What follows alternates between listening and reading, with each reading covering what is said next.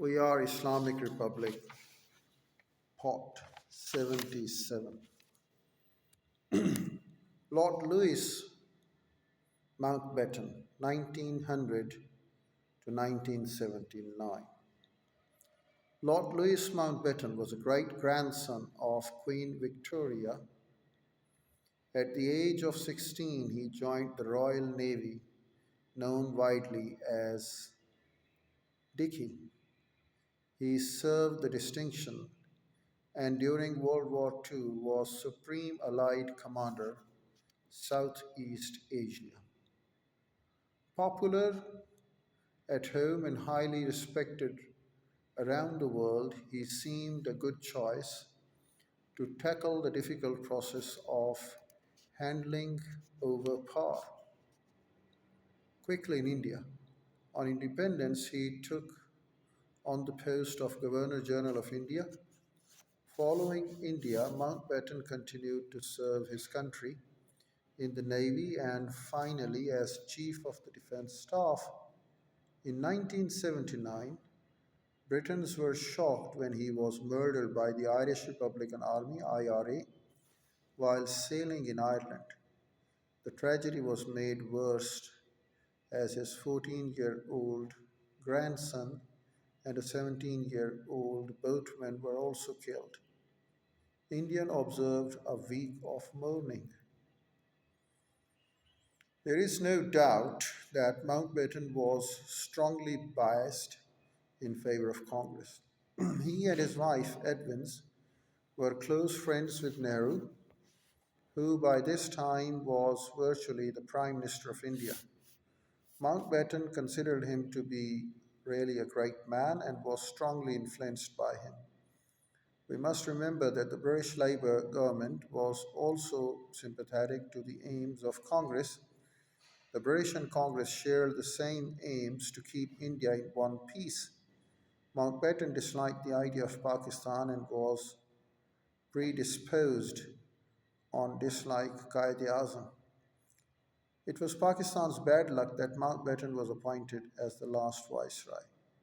He forced Quaid-e-Azam to accept boundaries that divided the two provinces, Punjab and Bengal. The boundaries were disastrous, but Mountbatten threatened that there would be no Pakistan at all unless they were accepted. He then blamed Quaid-e-Azam for the violence and bloodshed that followed partition. How was independence actually achieved? Transfer of power was hurried and chaotic. The British seemed to be worried that the prolonging their departure would simply make matters between the League and the Congress even worse. Indeed, ministers in London feared that the civil war might break out at any moment. On 20 February 1947, the House of Commons had been told that Britain would leave India in June 1948, but on 4 June, Mountbatten announced that independence had been brought forward on 15 August 1947. This decision to bring forward the handover caused many problems. So, on 15th August 1947, Indian subcontinent achieved independence as two separate states. The state of Pakistan came into existence. Both Pakistan and India were members of the British Commonwealth. Even so, Pakistan's boundary had not been finalized. There were serious problems in dividing up the finances and armed forces in a way that was fair to both countries. Pakistan, with its capital in Karachi, had to set up a system of government from scratch. It is remarkable that anyone seriously thought that it could be done in just 7 weeks.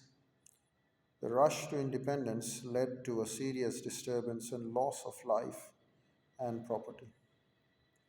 Why did Pakistan came into existence? A summary.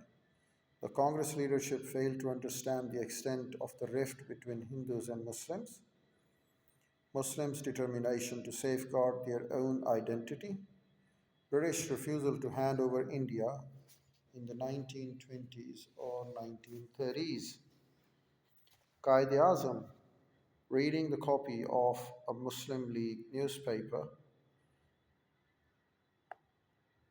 Qaid Azam helped to set up the paper in 1942. It was the dawn.